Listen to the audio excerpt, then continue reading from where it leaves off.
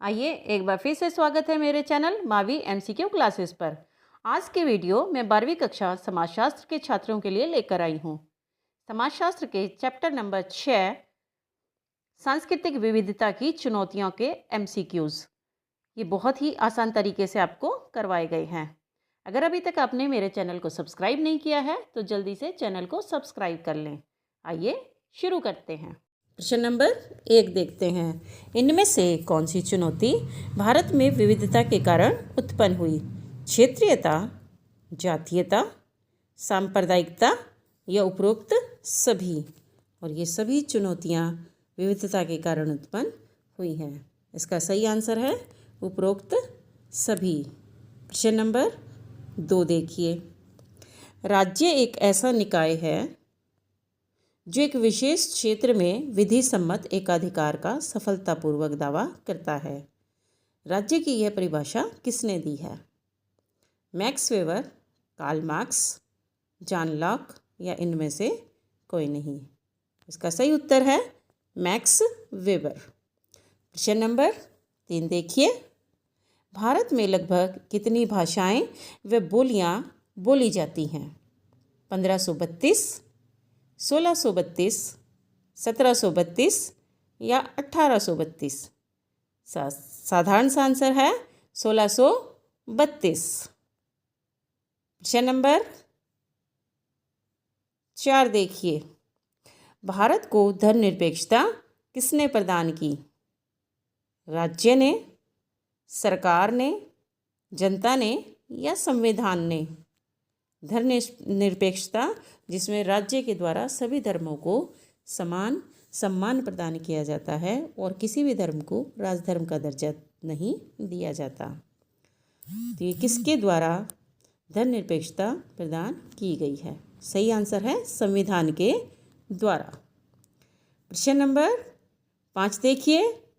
निम्न में से कौन सा देश की अखंडता व एकता को बढ़ावा देने वाला एक घटक है? निम्नलिखित में से कौन सा देश की एकता व अखंडता को बढ़ावा देने वाला घटक है? सांप्रदायिक दंगे, जातिगत लड़ाई झगड़े, सामाजिक समरसता या उपरोक्त में से कोई नहीं? जो एकता को बढ़ाता है वो है सामाजिक समरसता। सांप्रदायिक दंगे और लड़ाई झगड़े एकता व अखंडता को कम करने वाले हैं। प्रश्न नंबर 6 देखिए।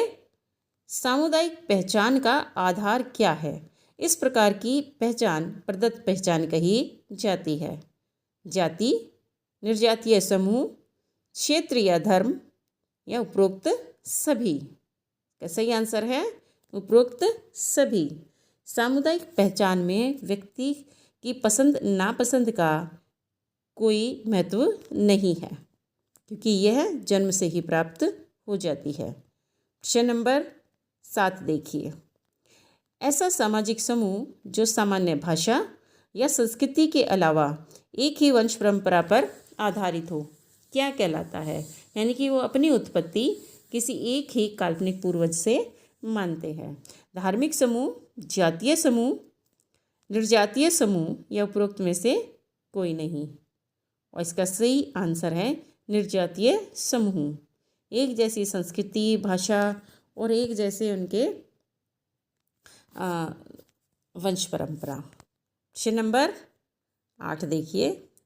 संविधान के द्वारा कितनी भाषाओं को 8वीं अनुसूची में मान्यता प्रदान की गई है? यह प्रश्न आप छोटी क्लासेस से पढ़ते आ रहे हैं। इसका ऑप्शन है 18, 22, 23 या 25।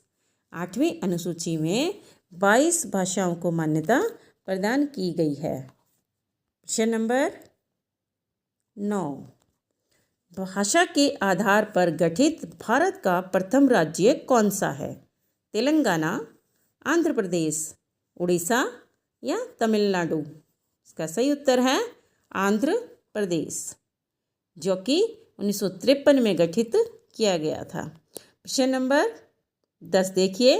राज्य पुनर्गठन आयोग की रिपोर्ट को कब लागू किया गया? 1 नवंबर 1954 को, 1 नवंबर 1955 को, 1 नवंबर 1956 को या 1 नवंबर 1957 को? इसका सही आंसर है 1 नवंबर 1956। प्रश्न नंबर 11, निम्नलिखित में से कौन सा शहर औपनिवेशिक काल में प्रेसिडेंसी शहर नहीं था? दिल्ली, मुंबई, कोलकाता या मद्रास? और इसका सही आंसर है दिल्ली। दिल्ली प्रेसिडेंसी शहर नहीं था। प्रश्न नंबर 12, नागरिक समूहों द्वारा सूचना के अधिकार को प्राप्त करने के लिए चलाए गए आंदोलन की शुरुआत किस राज्य से हुई थी? गुजरात, राजस्थान, हरियाणा या पंजाब? इसका सही आंसर है राजस्थान।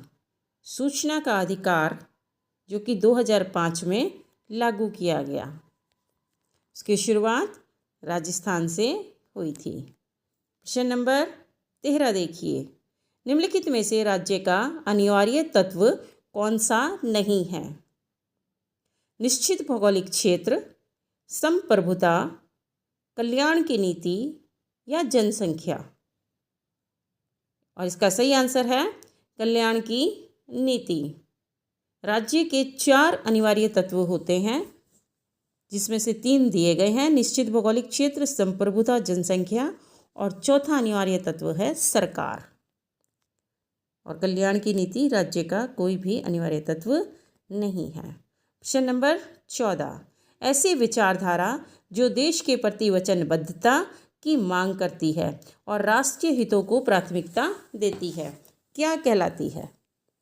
धर्मनिरपेक्षता, राष्ट्रवाद, सांप्रदायिकता या जातीयता? देश के प्रति वचनबद्धता और राष्ट्रीय हितों को प्राथमिकता, ये राष्ट्रवाद कहलाता है, ऐसी जो भावना होती है। प्रश्न नंबर 15, निम्नलिखित में से कौन सी भाषा 8वीं अनुसूची में शामिल मान्यता प्राप्त भाषाओं में शामिल नहीं है? बांग्ला, तेलुगु, अंग्रेजी या हिंदी? और इसका सही आंसर है अंग्रेजी। अंग्रेजी दूसरी भाषा के तौर पर राजकाज की भाषा के लिए स्वीकार की गई है, लेकिन यह 8वीं अनुसूची में शामिल 22 भाषाओं में नहीं है। प्रश्न नंबर 16, भारत में सबसे बड़ा धार्मिक अल्पसंख्यक समूह कौन सा है? अल्पसंख्यक जो संख्या में दूसरे समूहों से कम होते हैं, और यहाँ पर धार्मिक अल्पसंख्यक है मतलब धर्म के आधार पर। हिंदू भारत में बहुसंख्यक है, लेकिन उसके अलावा सबसे बड़ा जो धार्मिक अल्पसंख्यक समूह है वो कौन सा है? जैन, बौद्ध, ईसाई या मुस्लिम? और उसका सही उत्तर है मुस्लिम। प्रश्न नंबर 17 देखिए, सामाजिक संसाधनों तक असमान पहुंच क्या कहलाती है? सामाजिक विषमता, आर्थिक विषमता, राजनीतिक विषमता या इनमें से कोई नहीं? सामाजिक संसाधनों तक असमान पहुंच सामाजिक विषमता कहलाती है। ऑप्शन ए सही है। प्रश्न नंबर 18, राज्य किस प्रकार की संस्था है? सामाजिक, राजनैतिक, धार्मिक या सांस्कृतिक? इसका सही उत्तर है राज्य किस प्रकार की संस्था है?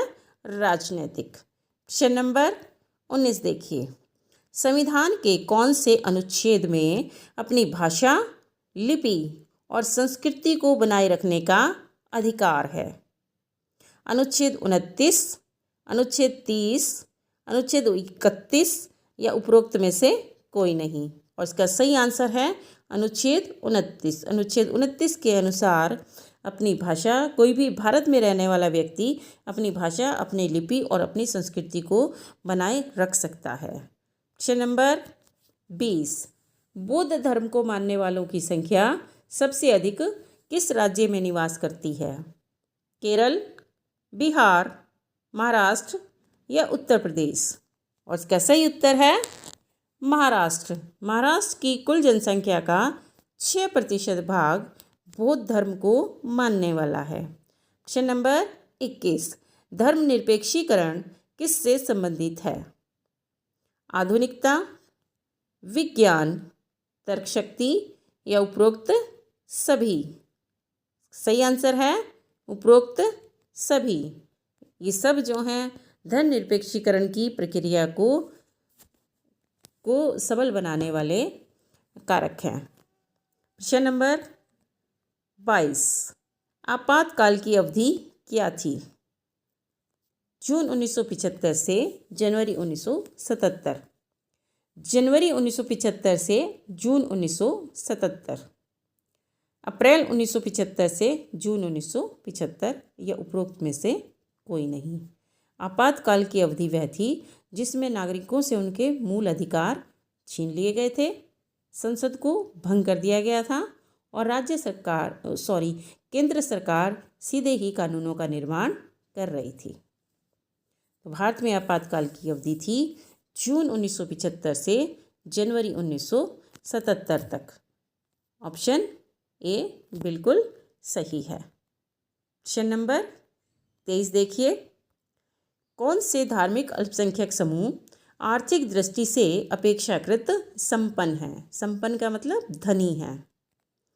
पारसी, जैन, सिख या उपरोक्त सभी?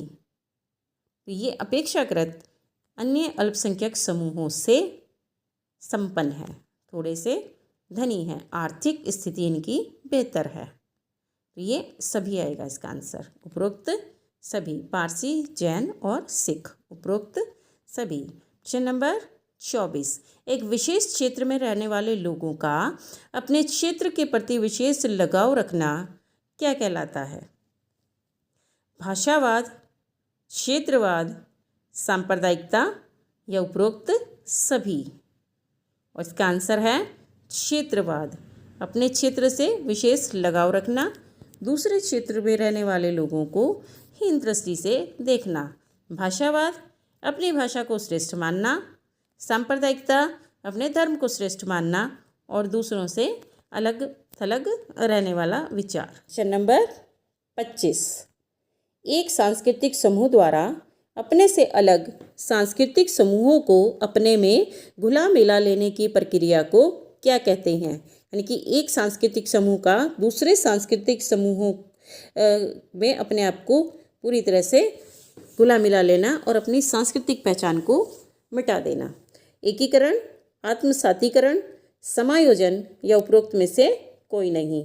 और इसका आंसर है आत्मसातीकरण। प्रश्न नंबर 26, अपने धर्म को श्रेष्ठ व दूसरे धर्म को मानने वालों को अपने से निम्न मानना क्या कहलाता है?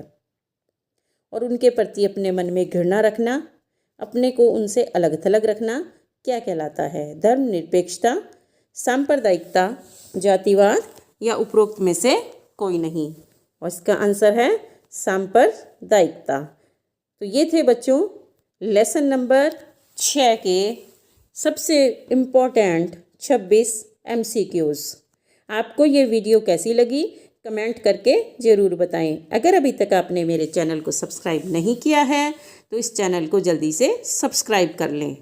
वीडियो को शेयर करें, लाइक करें और बेल आइकन दबाना बिल्कुल ना भूलें ताकि नेक्स्ट लेसन की वीडियोस भी सबसे पहले आप तक पहुंच सकें। धन्यवाद।